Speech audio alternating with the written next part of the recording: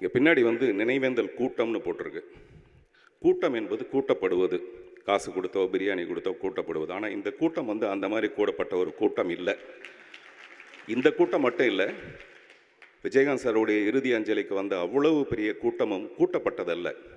திரு விஜயகாந்த் அவர்களை தங்களின் மனதில் புதைத்து கொண்ட ஒரு மாபெரும் சபை. அதனால தான் மரியாதைக்குரியவர்கள் நான் முதல்ல உங்களை ஆரம்பித்தேன்.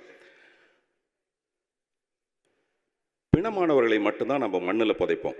நல்ல குணவான்களை நம்மளுடைய மனதில் நம்ம புதைத்து கொள்வோம். அப்படி நம்முடைய மனதில் புதைத்து கொண்டவர் தான் திரு விஜயகாந்த் அவர்கள். என்னுடைய ஈவன் படத்தில் கொஞ்சம் டெட் பாடிஸ் இருக்கும், பக்கத்தில் நிறைய பேர் உட்காந்து அழுதுட்டு இருப்பாங்க. அப்போ என்னுடைய வசனம் நாளைய பிணங்களோடு இன்றைய பிணங்கள் அப்படின்னு சொல்லுவேன். நாளைய பிணங்களோடு இன்றைய பிணங்கள் அப்படின்னு சொல்லுவேன். இவங்களும் நாளைக்கு பிணமாக போகிறவங்க தான். சுயநலத்தோட தன்னுடைய உடம்பை தானே சுமந்துக்கிட்டு எதுக்குமே பயன் இல்லாமல் இந்த பூமிக்கு பாரமாகவே சில பேர் வாழ்ந்து செத்து போயிடுவாங்க. அவங்க தான் பிணங்கள். அப்படி இல்லாமல் ஒரு மனிதன் வாழ்ந்து காட்டுறது இருக்குது பார்த்தீங்களா?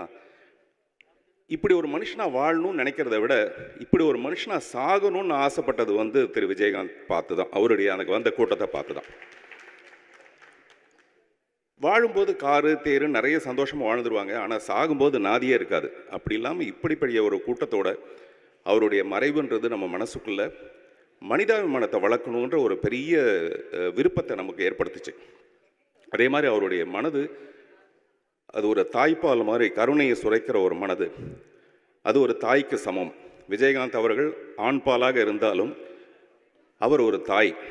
எனவே தான் இந்த நேரத்தில் திருமதி பிரேமலதா விஜயகாந்த் அவர்களை நான் நினைவு கூற விரும்புகிறேன்.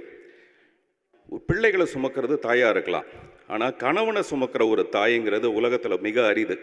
அப்படிப்பட்ட ஒரு தாயாகத்தான் திருமதி விஜயகாந்த் அவர்கள் இருந்தார்கள்.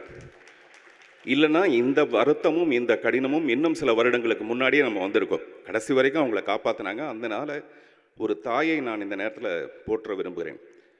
நடிகர் சங்கத்துக்கு ஒரு குழப்பம் இருக்குது. இந்த நடிகர் சங்கத்துக்கு பின்னாடி நிறைய பெரிய மனிதர்கள் இருக்காங்க. எப்படி அவருடைய பேரை மட்டும் வைக்கிறது அப்படின்னு ஒரு குழப்பம் ஒன்று இருக்குது. அது சரியான குழப்பம். தாஜ்மஹாலை கட்டினது யாராக இருந்தாலும், அதுக்கு பின்னாடி கடுமையாக உழைச்சது யாராக இருந்தாலும், தாஜ்மஹாலை கட்டினது யாருன்னு கேட்டால் நம்ம ஷாஜகான் தான் சொல்லுவோம்.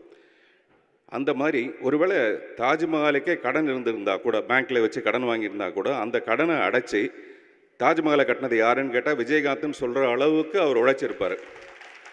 அப்படிப்பட்ட ஒரு மனிதருக்கு, அப்படிப்பட்ட திரு விஜயகாந்த் அவர்களுக்கு இங்கே இருக்கிற ஒரு வளாகத்துக்கு, ஒரு முக்கியமான வளாகத்துக்காவது அவருடைய பெயரை வைக்கணும். அந்த வளாகத்தில் நாம் சந்திப்போம் மறுபடியும். நன்றி, வணக்கம்.